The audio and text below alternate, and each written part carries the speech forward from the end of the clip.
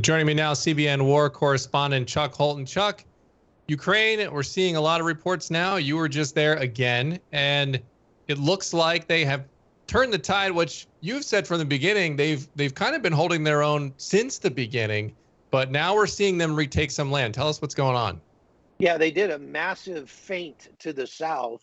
They've been putting the word out through leaks and different things like that for months, that they were planning a large effort in the south to retake Kherson, and they were moving troops down there. And so the Russians had taken a lot of their troops out of the north and moved them around to the south to try to counter that.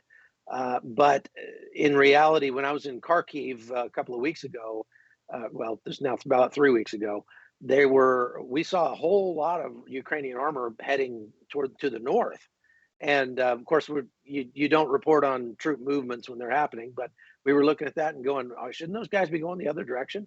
And so it turns out that they were planning to this sort of bait and switch for some time. Now, what they ended up encountering was poorly trained, poorly motivated, and poorly equipped Russian National Guard troops who collapsed very easily. They were able to cut off, they say, something like 10,000 Russian troops in the course of their advance. Those guys are now running around in civilian clothes, some of them out in the woods, and trying to evade back to Russia. And the interesting thing about that is two things. First of all, the Ukrainians now in 5 days have retaken more ground than the Russians have taken in the last 5 months. That's pretty substantial. Number two, the Ukrainians have picked up so much Russian armor that the Russians left behind that Russia, not the United States, not Germany, not France, not Poland, Russia is the #1 donor of military equipment to Ukraine at this point, according to the Ukrainian military. And that Wow. is amazing. They're saying, that's very nice of Russia to do this Lend-Lease program for us, but maybe they could avoid blowing up everything on the way in next time. Yeah, well, we saw the footage of one of the soldiers, Ukrainian soldiers, kind of making a crack when his daughter asked him, "Daddy, you're going to get shot." And he said, well, the Russians don't have it in the budget this year. And part of that is because we're seeing Ukrainians take advantage of things like drones, which are pretty cheap. As you mentioned in your reporting, $1,000 you can get a good drone. And they're using those to take out these multi-million-dollar Russian tanks. So they're finding ways to be very effective and really just cut into Russia's ability to make inroads. That's right. You're seeing some of that footage right now on the screen of them using these off-the-shelf drones, just like the drones that I use when I'm doing my reporting. And they figured out ways to attach hand grenades and bombs, mortar rounds, to the underside of these things with an actuator on them. So if they want, they can fly over. If they see a tank or a truck that's got its hatch open, they can actually fly over it and drop one of those right in the hatch. And you put a mortar round down the hatch of a T-90 tank. They have what they call the turret tossing Olympics, where these turrets just go straight up about 100 feet in the air because all of the ammunition inside that tank goes off at once. You can imagine that what they would rather do, however, is to not destroy the tank, but to disable it in such a way that when the Russians pull out, they can go in there and put a new track on it or repair it and then put it back into service for the Ukrainian military. I've seen a lot of that in my reporting, where we've been on our way out to the front lines and have seen flatbeds with Russian armor on them heading back toward Kyiv in order to be repaired and repainted and then put back into the fight. Chuck, this has been going on since late February it started, early March. Mm-hmm.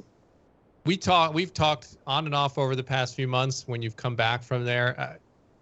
What do we see happening? What is Putin going to do? Is anything changed since last time we talked about his strategy? I mean, clearly this is not going well for him. I know there are some people that are citing otherwise, but by most accounts, you've seen it on the ground. Ukraine is holding their own and taking back this land, as you've just reported and we've seen. So what are his options at this point? Well, his options are not good, and they're dwindling all the time. There's been some talk of announcing a general mobilization. That would be a draft for all military age males in Russia. One Russian soldier who was captured and wrote an article about how bad morale is in the Russian army right now, said that essentially the Russian leadership, their objective to win in Ukraine is to drown Ukraine in Russian bodies. Now they're just throwing more and more soldiers at it, but these are very poorly trained, as I said, very poorly led. They're capturing so many Russian soldiers now that the Ukrainians almost don't have anywhere to put them. They're having a real hard time. It's becoming a real logistical issue for them to move them out of the combat zone, because that's what they're required to do under Geneva law, and send them to a safe area of Ukraine and feed them and care for them and house them and that sort of thing. So I think you will probably see some prisoner exchanges soon. If Vladimir Putin announces a general mobilization, that's essentially an admission of defeat. And putting more Russian bodies on the field is not necessarily going to win. But you can't count the Russians out yet. They have shown ability to sustain big losses for many, many months in previous engagements in Georgia and Chechnya and Afghanistan and places like that. And so just the fact that they've lost, some sources say, more than 50,000 troops killed already in 6 months of war, and 150 or 200,000 wounded, just the mere fact of that doesn't necessarily mean that they're ready to quit.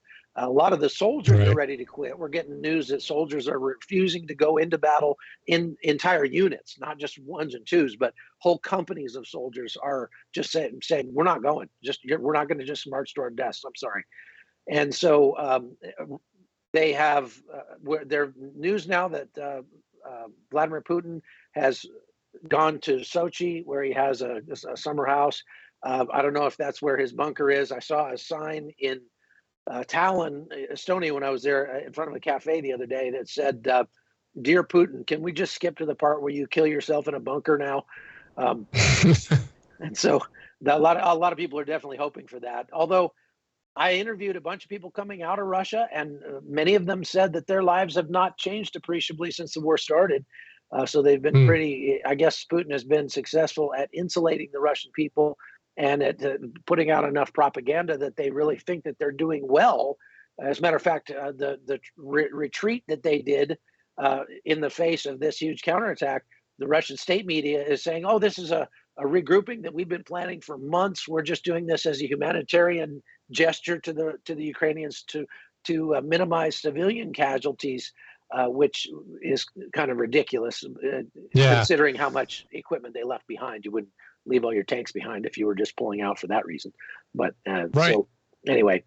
Well, and Chuck, and to that point, with the propaganda going on, you wonder how much of it is just fear keeping people quiet, because we've seen now, I mean, there have been multiple, journalists and politicians who have spoken out, and they're mysteriously falling out of apartment windows again over in Russia. So between the true morale being low, I mean, because we've talked about this before, but you've got on the Ukrainian side, they're fighting for their homeland. They have something to fight for. What are these Russian soldiers fighting for other than just we're following orders, right? And at some point, if there's not a viable, just reason to be going in, at least one that they can pitch from the top that is viable, I just don't know that, that you're going to get the buy-in from the soldiers. It sounds like from what you're reporting here that maybe that he hasn't gotten the buy-in with all these guys quitting and things of that nature. But it's interesting seeing the suppression on the home front, too, with people mysteriously falling to their deaths. Yeah, it is very clear. We've seen Russia now. Vladimir Putin is putting the word out at trying to hire more military contractors at some multiple of what the soldiers would actually make, and trying to increase their recruiting that way. They're even recruiting at in places like Africa. And they're, of course, talking to North Korea and places like that about sending military equipment. They're recruiting at prisons and even insane asylums and things like that, according to some reports. But I think you just have to look at this and say he's not crazy. He might have made a monumental miscalculation, but he's not crazy. And so what he's looking for is an off-ramp. He's looking for a way out. that where he can save face. And I don't know. I'm going to be doing some more reporting on this over the next few weeks. But I think one of the big reasons that he felt like he had to do this at this time actually centered around the Zaporizhzhia nuclear plant. On the day of the invasion, February 24th, the Zaporizhzhia nuclear plant was taken offline and switched over to the European grid for the first time in its history. And 4 hours later, the Russians invaded. And now that was lost in the news of the invasion. But I think that there is a very direct correlation there, because some of the things I've been told from some people that I'm again, trying to corroborate, is just that the power grid in Russia is so fragile that losing that 4 million person capacity from the Zaporizhzhia plant could actually be catastrophic for the Russian power grid. And so they need it. But suffice it to say, the Ukrainians made it very clear, the president made it very clear yesterday, if it comes down to no electricity or no Russia, we'll take no Russia. If it comes down to no water or no Russia, we'll take no Russia. If it comes down to no heat or no Russia, we will take no Russia, because we can much rather live without all those creature comforts, and we will not submit to Russian, to this Russian invasion. They're going to keep pushing. And I think the longer this goes on and the worse position Russia gets in, the more they stand to lose. Because as it stands right now, the Ukrainians are saying, we're not going to stop until we retake Crimea and push them out of even the areas that they'd taken in 2014. All right. Chuck Holden, CBN war correspondent, thanks so much for enlightening us here and all the work that you do on the ground there out in all these conflict zones. Appreciate you stopping by and breaking it down for us, Chuck. All right, man. See you.